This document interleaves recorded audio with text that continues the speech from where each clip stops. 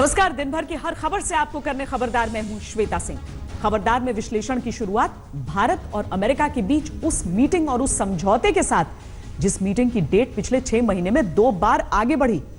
तो ऐसा लगा कि जैसे अमेरिका और भारत के बीच रिश्ते कहीं डिरेल तो नहीं हो रहे हैं, लेकिन देर आए दुरुस्त आए के साथ आज पहली बार अमेरिका और भारत के विदेश मंत्री और रक्षा मंत्री एक साथ बैठे और वो बातचीत हुई जिसे भारत और अमेरिका के बीच 2+2 डायलॉग के नाम से जाना जा रहा है।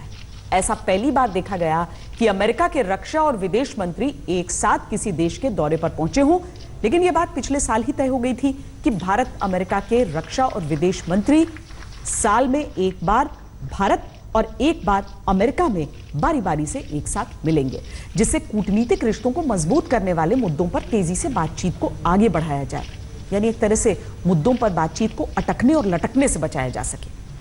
अमेरिका और भारत ने एक दूसरे को सबसे बड़ा पार्टनर बनाने की तरफ तो पहले ही कदम बढ़ा दिया था जब बराक ओबामा भारत आए थे। इसके बाद डोनाल्ड ट्रंप के आने से कुछ आशंकाएं जरूर उठी, लेकिन प्रधानमंत्री नरेंद्र मोदी जब पिछले साल अमेरिका गए तो अमेरिका की तरफ से भी यह साफ हो चुका था कि यह दोस्ती नई कूटनीतिक दुनिया में सबसे मजबूत होने जा रही है।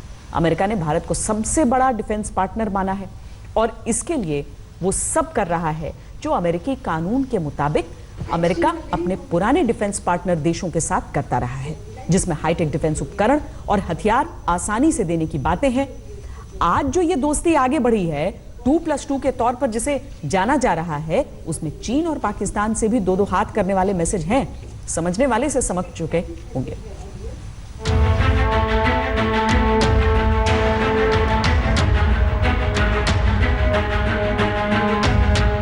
ये तस्वीरें ऐतिहासिक हैं, ये मीटिंग ऐतिहासिक है, क्योंकि पहली बार ऐसा हुआ है कि अमेरिका के विदेश मंत्री और अमेरिका के रक्षा मंत्री दोनों एक साथ किसी देश में उस बातचीत के लिए पहुंचे हैं, जिस बातचीत का आइडिया 1 साल पहले तब आया था जब प्रधानमंत्री नरेंद्र मोदी पहली बार अमेरिकी राष्ट्रपति डोनाल्ड ट्रंप से मिले थे।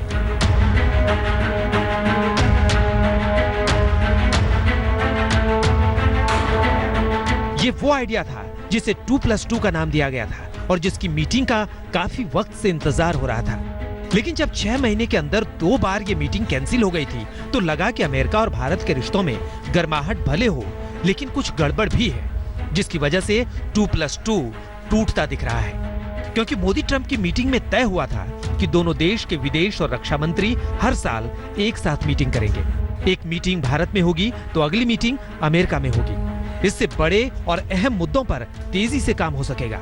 लेकिन पहले इस साल अप्रैल और फिर जुलाई में ये 2+2 वाली मीटिंग कैंसिल कर दी गई थी। इसका कारण तो ये बताया गया था कि अमेरिकी विदेश मंत्री माइक पोम्पियो उत्तर कोरिया के मामले में बिजी थे। लेकिन एक बात ये भी थी कि भारत और अमेरिका के बीच रूस और ईरान के मुद्दे को लेकर टकराव भी था। अमेरिका ने ईरान से तेल खरीदने पर चीन और भारत दोनों को चेतावनी दी थी और प्रतिबंधों की धमकी भी दी थी। रूस से S-400 मिसाइल सिस्टम खरीदने को लेकर भी अमेरिका भारत के ऊपर दबाव बनाने में लगा था। लेकिन टकराव के ये मुद्दे किनारे रखकर आखिरकार वो 2+2 की मीटिंग का दिन आ गया जब अमेरिका के विदेश मंत्री माइक पोम्पियो पाकिस्तान होते हुए भारत आए और अमेरिका के रक्षा मंत्री सीधे भारत आए, जहां आज की मीटिंग के बाद वो ऐतिहासिक समझौता भी हो गया जिसके जरिए अमेरिका भारत को अपना सबसे प्रमुख डिफेंस पार्टनर बनाना चाहता है।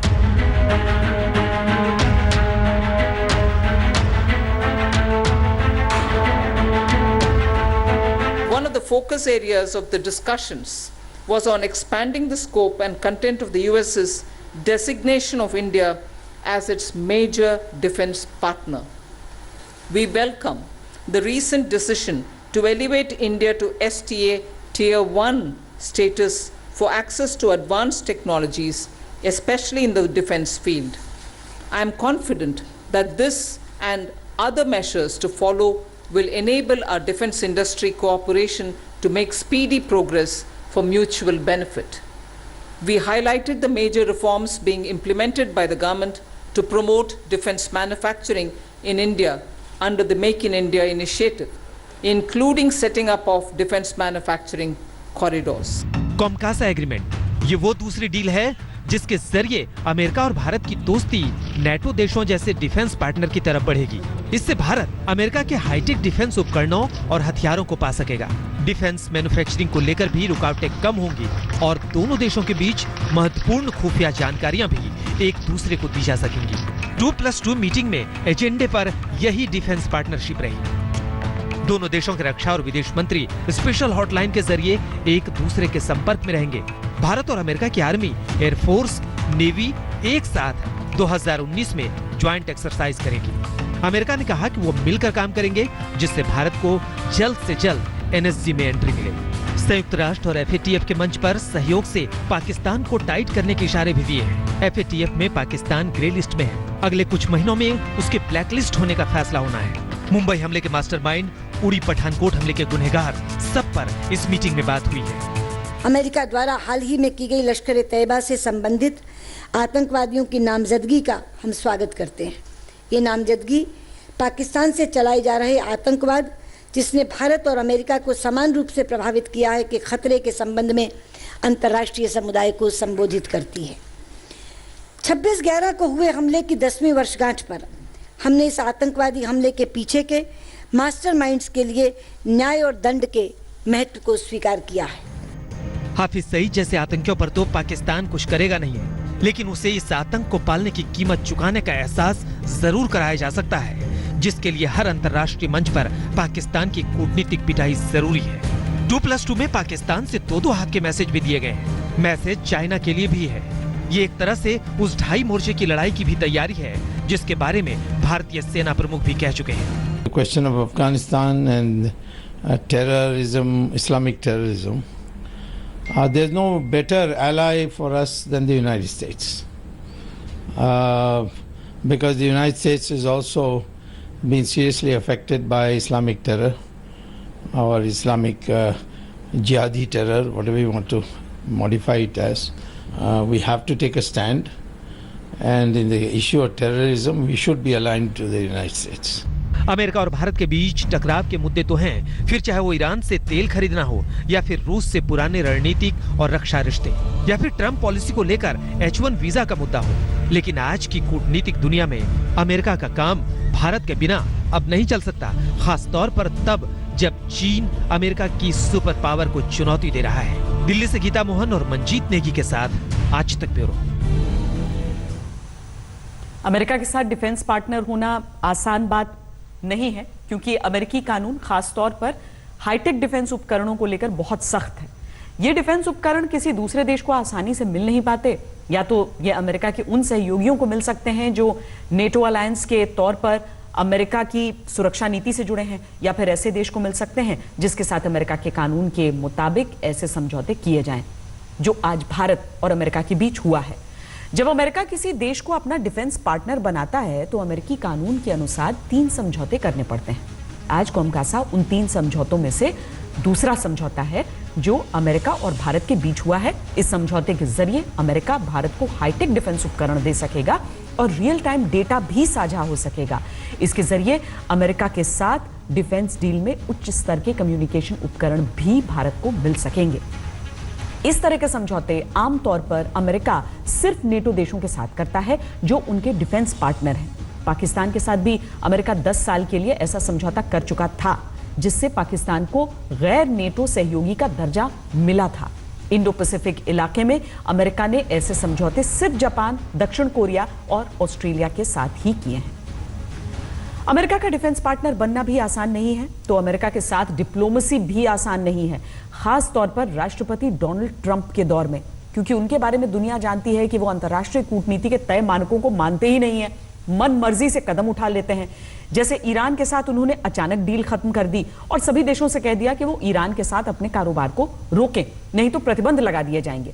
भारत के लिए यह मुश्किल था, क्योंकि ईरान भारत का पुराना सहयोगी है और वहां से हमें सस्ता तेल भी मिलता रहा है। अमेरिका ने कहा था कि 4 नवंबर तक सभी देश ईरान से तेल लेना बंद करें, नहीं तो अमेरिका उन कंपनियों पर बैन लगाएगा जो ईरान से तेल खरीदेंगे। ईरान से सबसे अधिक तेल चीन और फिर भारत खरीदता है। भारत ने साफ कह दिया कि वो ईरान से तेल लेना बंद नहीं कर सकता, क्योंकि भारत की रिफाइनरी खास तौर पर ईरान के सस्ते तेल पर निर्भर है। ईरान ने भारत को तेल की फ्री शिपिंग और क्रेडिट फैसिलिटी का भी ऑफर दिया है। इसके अलावा रुपए की कीमत में गिरावट से तेल महंगा होने को रोकने के लिए रुपए में ही ट्रेड करने की बात की है। अमेरिका के साथ हमारे रिश्तों में टकराव ईरान के साथ इसी कारोबार और रूस के साथ रक्षा सहयोग को लेकर रहा है, जिसमें रूस से हम S-400 मिसाइल डिफेंस सिस्टम खरीद रहे हैं, जिसके बारे में अमेरिका बार बार कहता रहा है कि भारत को इस पर विचार करना चाहिए। हालांकि भारत ने अमेरिका को साफ साफ बता दिया कि रूस ईरान से दूर होना भारत के लिए आसान नहीं है। इन टकराव के बीच भी अगर भारत अमेरिका आगे बढ़े हैं तो यह माना जाना चाहिए कि बैलेंस वाली कूटनीति में भारत सफल रहा है और अमेरिका ने भी भारत की बातों को समझा है। रूस से हम दूर नहीं हो सकते। रक्षा क्षेत्र में हमारी आज भी रूस पर निर्भरता है। यह बात अमेरिका को समझना पड़ेगा। पार्टनर के लिए ऐसी बातें समझनी ही पड़ती हैं। 2+2 डायलॉग से यह क्लियर हुआ है कि अमेरिका ने इस बात को थोड़ा थोड़ा समझा है और भारत को डिस्काउंट दिया है कि वो रूस या ईरान जैसे देशों से एकदम से दूर नहीं हो सकता है। इस बातचीत से चीन और पाकिस्तान को भी मैसेज मिला है, खास तौर पर पाकिस्तान के आतंकी संगठनों के लिए और उन्हें पालने वाले पाकिस्तान के लिए। माइक पॉम्पियो कल पाकिस्तान में क्या कहकर आए थे, यह भी हम दिखाते हैं आपको।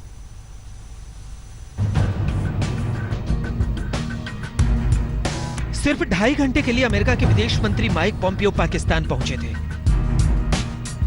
इन 2.5 घंटे में वो क्या कहकर आए होंगे, इसे पाकिस्तान भले ही छुपाता रहे, लेकिन ये सब जानते हैं कि अमेरिकी विदेश मंत्री ने क्या कहा होगा। ये बात अमेरिकी विदेश मंत्रालय के बयान से भी सामने आ गई, जिसमें अमेरिका ने पाकिस्तान से कहा है कि वो आतंकवादियों पर निर्णायक कार्रवाई करे, ऐसे आतंकवादी संगठनों को रोके जो पाकिस्तान की जमीन से ऑपरेट हो रहे हैं। लेकिन पाकिस्तान में भले ही नई सरकार बन गई हो, सच को छुपाने और झूठ बोलने की आदत पुरानी ही है। पाकिस्तान के नए विदेश मंत्री शाह महमूद कुरैशी इस सच को भी झूठ बोलकर हजम कर गए कि सब अच्छी अच्छी बातें हुई। मीटिंग के खत्म का मैं अर्ज कर सकता हूं कि आपको बॉडी लैंग्वेज से भी अंदाजा हो गया होगा कि मीटिंग कॉर्डियल खुशगवार भी थी। और इख्तिताम किस चीज पर हुआ? एक और दावतनामे पर। और मुझे ये बताते हुए मुसरत महसूस हो रही है कि सेक्रेटरी पॉम्पियो ने मुझे वॉशिंगटन आने की दावत दी है और मैं इंशाअल्लाह जब न्यूयॉर्क जाऊंगा अक़वाम मुत्तहिदा के इजलास के लिए, तो मैं उसी दौरे के साथ इंशाअल्लाह उनके साथ एक मजीद इंगेजमेंट का इरादा रखता हूं। तो जो आतंकवाद के सच से दूर भागते हैं, जिन्हें आतंकवाद का सच अच्छा नहीं लगता, वो आतंकवादियों पर क्या एक्शन लेंगे? इमरान की नई सरकार से भी क्या नई उम्मीदें की जाए? फिर भले ही अमेरिका बार बार कहता रहे।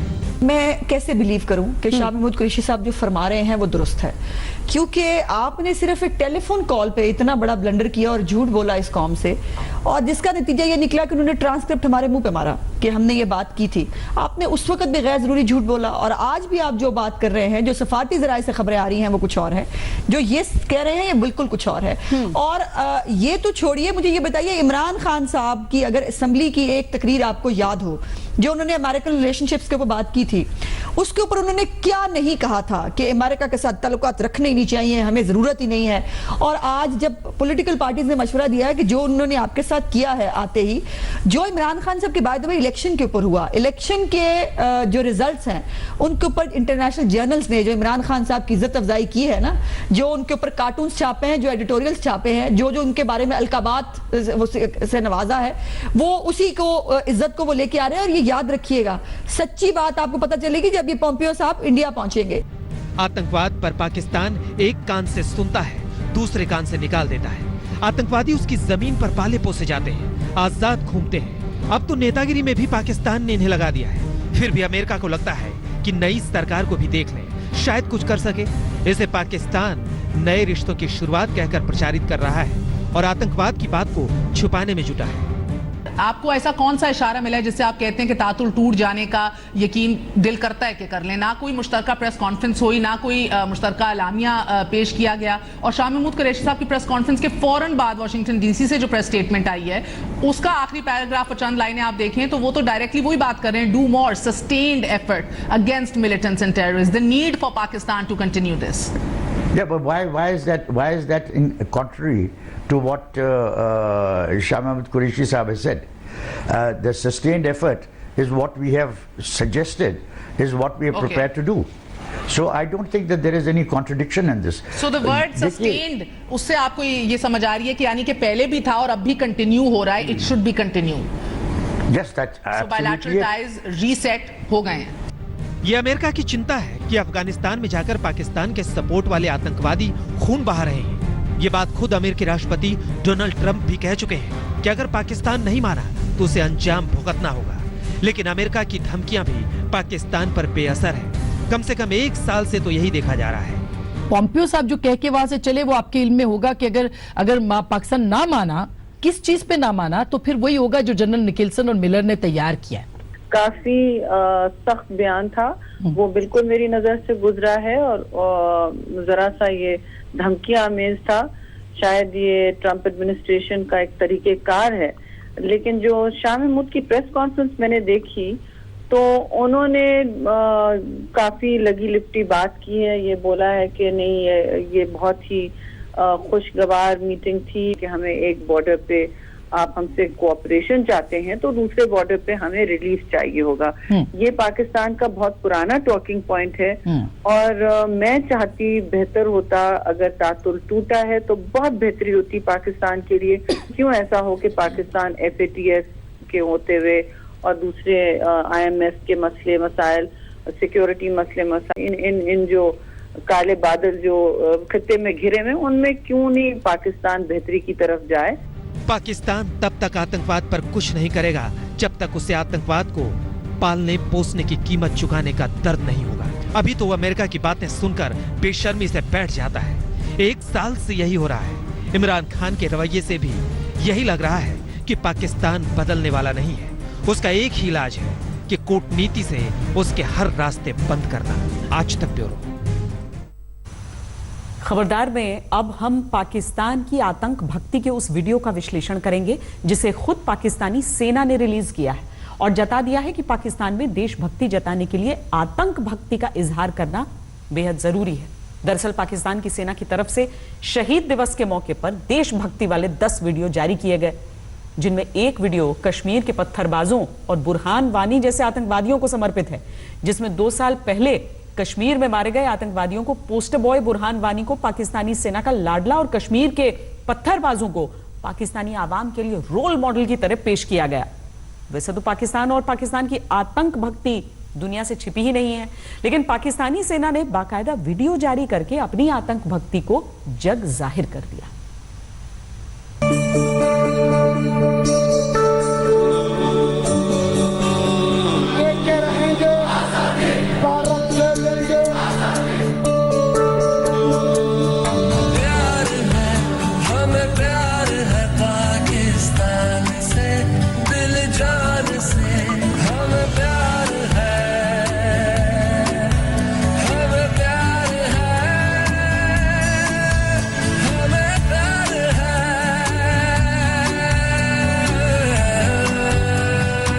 प्यार है, दिलो जान से प्यार है।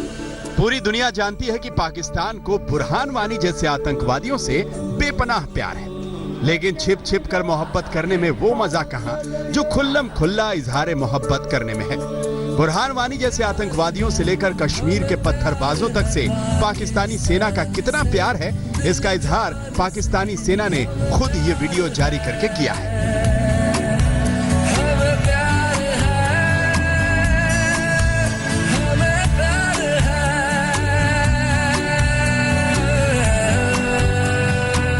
वीडियो देख लिया तो अब जरा इस वीडियो की डिटेल्स पर गौर फरमाइए।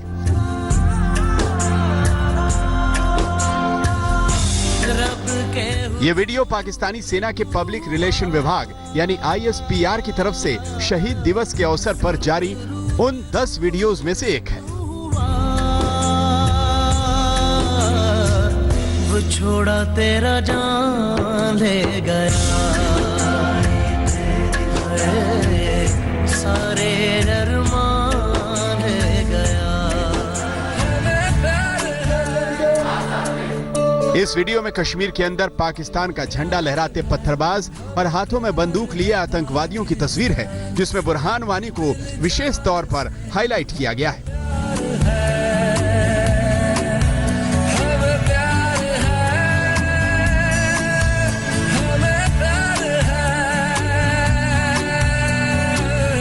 जिसके जरिए पाकिस्तानी सेना की तरफ से पाकिस्तानी आवाम को देशभक्ति निभाने के लिए प्रेरित किया गया है।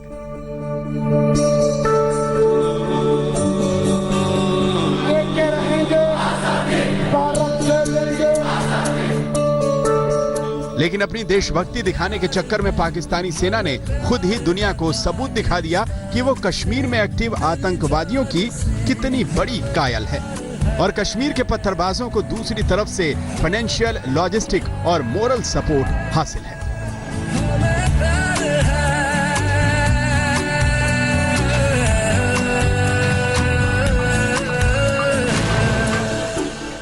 पाकिस्तान ने अभी उनके director general inter services public relations ने एक कुछ नेशनलिज्म के बारे में 10 वीडियो जाहिर करी हैं।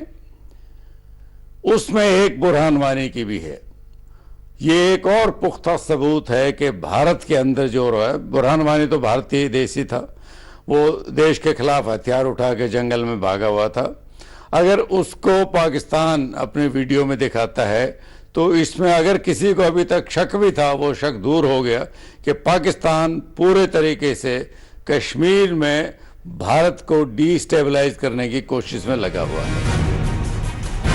इस बात में शक की कोई गुंजाइश थी ही नहीं कि कश्मीर के पत्थरबाजों से लेकर आतंकवादियों तक से पाकिस्तानी सेना का कितना गहरा याराना है। पाकिस्तान के पूर्व प्रधानमंत्री नवाज शरीफ से लेकर पाकिस्तान के प्यारे आतंकवादी हाफिज सईद तक बुरहान वानी की मौत पर आंसू बहा चुके हैं। नवाज शरीफ तो बुरहान वानी की मौत पर संयुक्त राष्ट्र तक में अपने दुख का इजहार कर चुके हैं। Burhan Wani, the young leader murdered by Indian forces, has emerged as a symbol of the latest Kashmiri Intifada, a popular and peaceful freedom movement led by Kashmiris.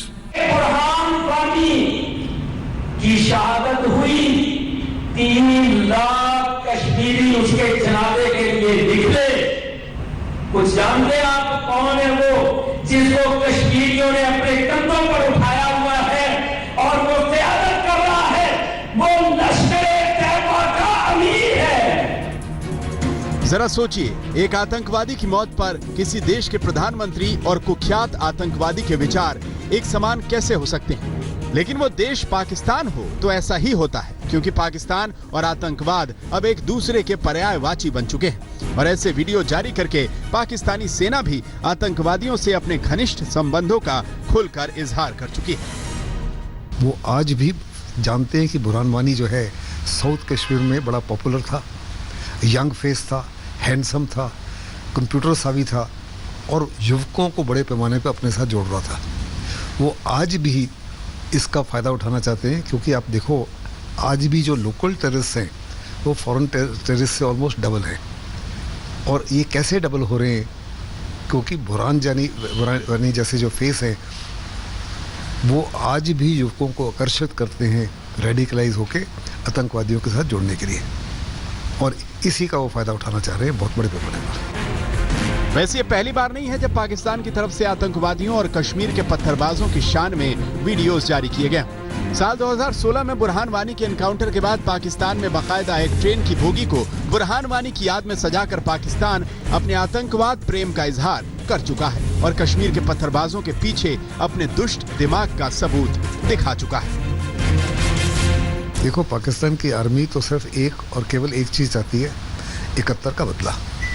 आपने 71 में पाकिस्तान के 2 टुकड़े किए, उसके बदले में वो हर हालत में कश्मीर को आपसे हथियाना चाहते हैं। 4 लड़ाइयाँ लड़ी उन्होंने, मिलिटरली वो कश्मीर को आपसे नहीं हथिया पाए और ना ही हथिया पाएंगे। हिंदुस्तान की फ़ौज उनसे बहुत ज़्यादा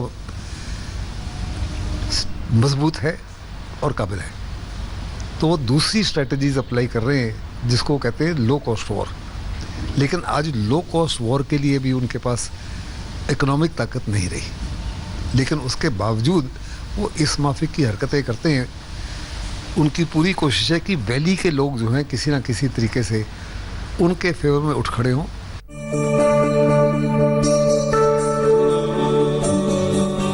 अब जहां तक देशभक्ति की बात है तो पाकिस्तान और पाकिस्तानी सेना को देशभक्ति दिखाने का पूरा हक है, लेकिन पाकिस्तान के लिए देशभक्ति का दूसरा नाम ही आतंक भक्ति हो चुका है। कश्मीर में आतंकवाद फैलाना और फिर उसका बखान करके खोखले राष्ट्रवाद को महिमा मंडित करने का काम एक आतंक भक्त देश ही कर सकता है। और आतंक भक्ति के मामले में पाकिस्तान का इस दुनिया में कोई सानी नहीं। संदीप सेठ के साथ आज तक ब्यूरो।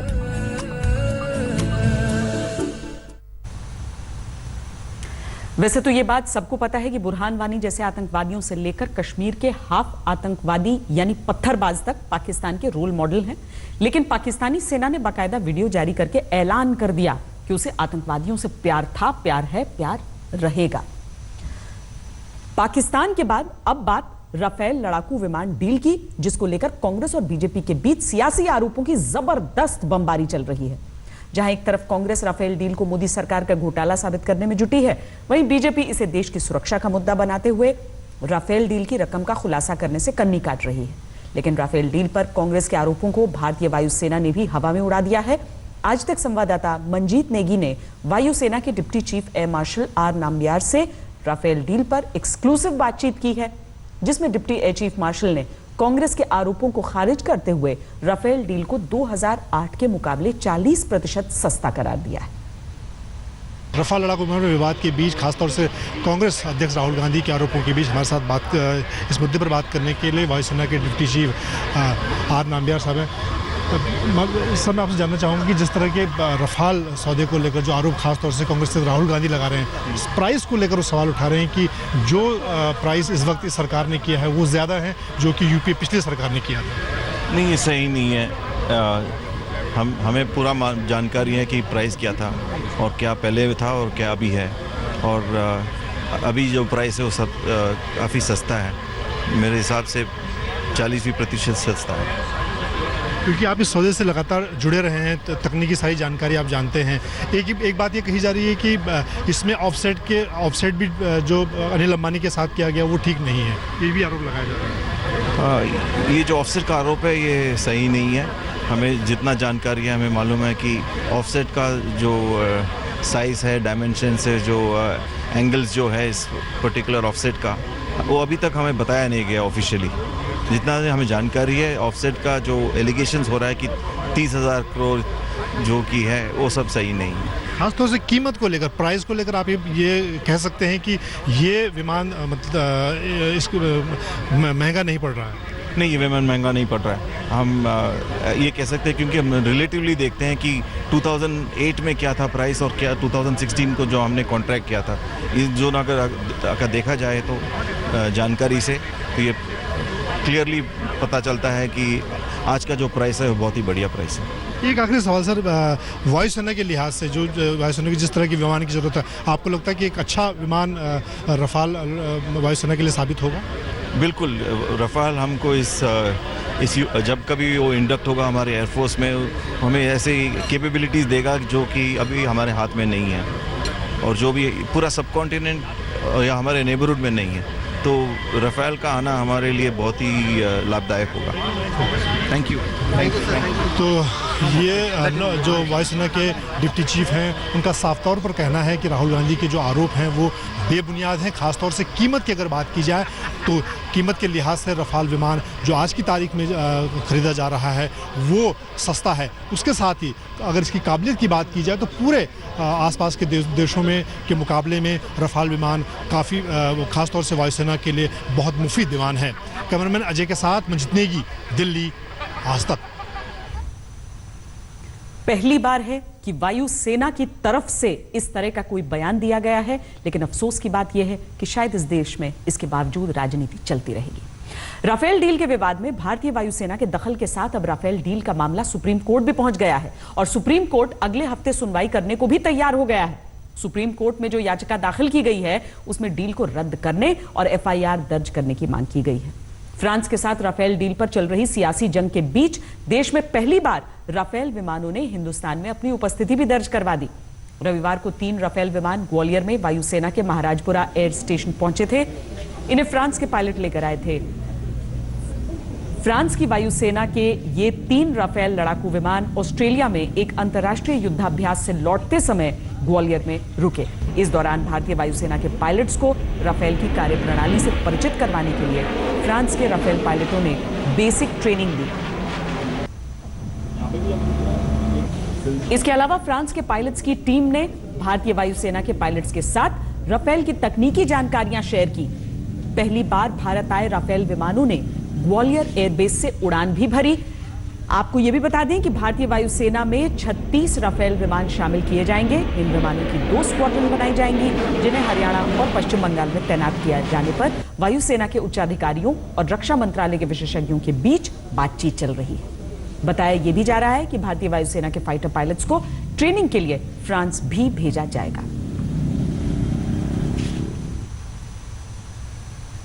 खबरदार में अब बात सुप्रीम कोर्ट के उस ऐतिहासिक फैसले की जिसने LGBTQ समुदाय से कह दिया है, जाओ जी लो अपनी जिंदगी। क्योंकि सुप्रीम कोर्ट के चीफ जस्टिस समेत 5 जजों वाली संविधान पीठ ने IPC में 1861 में शामिल की गई धारा 377 के उस प्रावधान को रद्द कर दिया है जिसके तहत बालिगों के बीच सहमति से समलैंगिक संबंध बनाना अपराध की श्रेणी में आता था और दोषियों को 10 साल से लेकर उम्र कैद तक की सजा का प्रावधान था, जिसको खत्म करते हुए सुप्रीम कोर्ट के 5 जजों की बेंच ने एक मत से फैसला सुनाया और समलैंगिक संबंधों को कानूनी मान्यता दे दी। हालांकि इस मामले की सुनवाई के दौरान केंद्र सरकार ने धारा 377 पर अपना पक्ष रखने से इनकार कर दिया था। केंद्र सरकार का कहना था कि यह कोर्ट ही तय करे कि धारा 377 के तहत बालिगों का समलैंगिक संबंध बनाना अपराध है या नहीं, जिसके बाद आज सुप्रीम कोर्ट ने LGBTQ समुदाय के पक्ष में ऐतिहासिक फैसला सुनाया। सुप्रीम कोर्ट के जजों ने इस मामले पर अलग अलग टिप्पणियां की, जिनमें से सबसे अहम 10 टिप्पणियां हम आपको बताते हैं। सुप्रीम कोर्ट की संविधान पीठ ने कहा कि इस समुदाय को भी आम नागरिकों के बराबर अधिकार हासिल हैं। इस समुदाय को वर्षों तक पीड़ा, कलंक और डर के साए में रखने के लिए समाज को उनसे माफी मांगनी चाहिए। धारा 377 की वजह से इस समुदाय के सदस्य छिपकर और दोयम दर्जे के नागरिकों की तरह जीने को मजबूर हैं। सुप्रीम कोर्ट ने कहा कि समाज आपसी सहमति से 2 बालिगों के बीच संबंधों पर अपनी मर्जी नहीं थोप सकता, क्योंकि ये उनका निजी मामला है। सुप्रीम कोर्ट ने कहा कि भारत ने LGBTQ अधिकारों के लिए अंतर्राष्ट्रीय संधियों पर दस्तखत किए हैं और उसके लिए इन संधियों के प्रति प्रतिबद्ध रहना जरूरी है। लोगों को कैसे होना चाहिए, इस नजरिए की बजाय लोग जैसे हैं उन्हें वैसे ही स्वीकार करने की मानसिकता होनी चाहिए। सबकी अपनी पहचान है, हर व्यक्ति को गरिमा से जीने का हक है। यौन रुझान प्राकृतिक है, इस आधार पर भेदभाव नहीं किया जा सकता। जजों ने कहा कि जीवन का अधिकार मानवीय अधिकार है, इस अधिकार के बिना बाकी अधिकार महत्वहीन है। निजता का अधिकार मौलिक अधिकार है और धारा 377 इसका हनन करती है। सुप्रीम कोर्ट की बेंच ने टिप्पणी की कि सरकार और मीडिया को सुप्रीम कोर्ट के फैसले का व्यापक प्रचार करना चाहिए ताकि LGBTQ समुदाय को भेदभाव का सामना नहीं करना पड़े, और इस तरह सुप्रीम कोर्ट ने दिसंबर 2013 को सुनाए गए अपने ही फैसले को पलट दिया। दरअसल दिल्ली हाईकोर्ट ने साल 2009 में सहमति से समलैंगिक संबंधों को अपराध की श्रेणी से बाहर कर दिया था, लेकिन साल 2013 में सुप्रीम कोर्ट ने हाईकोर्ट के फैसले को पलट दिया था। तब सुप्रीम कोर्ट ने धारा 377 के तहत समलैंगिकता को दोबारा अपराध करार दिया था, लेकिन अब सुप्रीम कोर्ट ने अपने ही फैसले को पलटते हुए धारा 377 को खत्म कर दिया है। सुप्रीम कोर्ट के इस ऐतिहासिक फैसले पर LGBTQ समुदाय देश भर में अपनी खुशी का इजहार करते हुए जश्न मना रहा है। उनके अनुसार सुप्रीम कोर्ट ने इस समुदाय को अपनी इच्छा से जिंदगी जीने का अधिकार दिया है।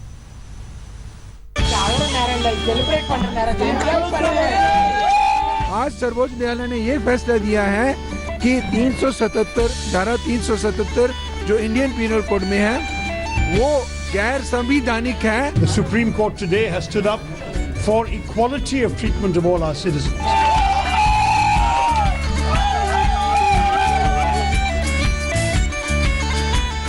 So it's time to celebrate. So it's 2018, it's the 6th of September. It's time to celebrate. This day will be always remembered now. ये बहुत बड़ी बात है और आज इससे हमको आज़ादी मिल गई है, तो मैं तो ये कहूँगा कि अभी तो बस अंगड़ाई है और आगे बहुत लड़ाई है। It's such a proud day for India. It's a proud day for entertainment. It's a proud day for human beings. काफ़ी टाइम से हम लड़ रहे हैं इसको और काफ़ी टाइम हमें निराशा मिली है, बट कैसे जैसे कि कहते हैं कि एक निराशा के बाद में बहुत बड़ी आशा हाथ लगती है। ये हमारे लिए एक बहुत बड़ी खुशी की बात है।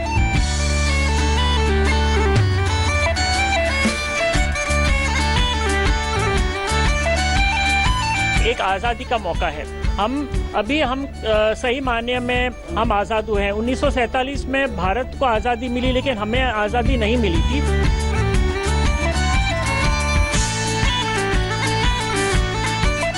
It is a massive time to celebrate. See you all at Kiddie Zoo tonight.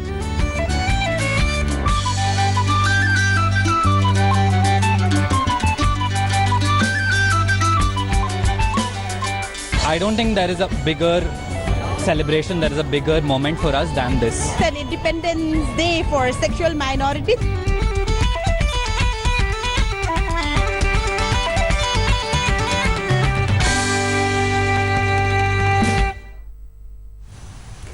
Bharat में LGBTQ समुदाय को लंबी कानूनी लड़ाई के बाद अब जाकर सुप्रीम कोर्ट से वो फैसला सुनने को मिला जिसका इंतजार इस समुदाय को पिछले करीब 25 सालों से था। सुप्रीम कोर्ट के फैसले के बाद भारत दुनिया का 26वां और भारतीय उपमहाद्वीप का पहला देश बन गया है जहां समलैंगिकता को कानूनी मान्यता मिली है। LGBTQ एसोसिएशन की साल 2017 की रिपोर्ट के अनुसार नेदरलैंड्स ने सबसे पहले दिसंबर 2000 में समलैंगिकता को कानूनी मान्यता दी थी, जिसके बाद बेल्जियम ने भी वर्ष 2003 में समलैंगिकों के बीच शादी को अपने यहां कानूनी मान्यता दे दी थी। इंग्लैंड में समलैंगिकता को वर्ष 2013 में कानूनी मान्यता प्रदान की। वहीं अमेरिका ने समलैंगिक शादियों को साल 2015 में वैध करार दिया था। बीते वर्ष यानी 2017 में ऑस्ट्रेलिया की संसद ने भी समलैंगिकता को कानूनी मान्यता दे दी थी। इन देशों के अलावा कनाडा, स्पेन, दक्षिण अफ्रीका, स्वीडन, पुर्तगाल, अर्जेंटीना, न्यूजीलैंड, फ्रांस, ब्राजील और जर्मनी का नाम भी उन देशों में शामिल है जहां समलैंगिक संबंधों को मान्यता दी जा चुकी है और जहां समलैंगिक शादियों को भी वैध माना जाता है। लेकिन दुनिया में अभी भी कई देश ऐसे हैं जहां समलैंगिकता को इतना घोर अपराध माना जाता है कि उसके लिए मौत की सजा का प्रावधान है। LGBT एसोसिएशन की साल 2017 की रिपोर्ट के अनुसार इराक, सूडान के अलावा ईरान और सऊदी अरब समेत दुनिया के 8 देशों में समलैंगिकता के दोषियों को मौत की सजा का प्रावधान है। इसके अलावा पाकिस्तान, अफगानिस्तान, कतर समेत 5 देशों में तकनीकी तौर पर मृत्यु दंड का प्रावधान है, लेकिन इन देशों में कभी इसे अमल में नहीं लाया गया। इसके अलावा इंडोनेशिया समेत कई देशों में समलैंगिकता के खिलाफ कोड़े मारने की सजा का प्रावधान है। दुनिया के 90 से अधिक देशों में समलैंगिकता को लेकर जेल की सजा का प्रावधान लागू है। आज से पहले तक भारत में भी समलैंगिकता के खिलाफ IPC की धारा 377 का प्रावधान था, जिसमें समलैंगिकता के दोषी को 10 साल से लेकर उम्र कैद तक की सजा का प्रावधान था, जिसे आज सुप्रीम कोर्ट ने रद्द कर दिया। और इस तरह भारत दुनिया के उन देशों की लिस्ट में शामिल हो गया है जहां समलैंगिकों को भी अपनी मर्जी से जिंदगी जीने का अधिकार हासिल हो गया है। वक्त एक ब्रेक का है। ब्रेक के बाद आपको बताएंगे फिटनेस चैलेंज कबूल करने वाले हमारे देश में कितने प्रतिशत भारतीय आलसीपन के शिकार हैं। आप रहिए खबरदार। लेटेस्ट खबरों के लिए यूं ही देखते रहिए आज तक और इस वीडियो के पसंद आने पर लाइक, शेयर एंड सब्सक्राइब करना ना भूलें।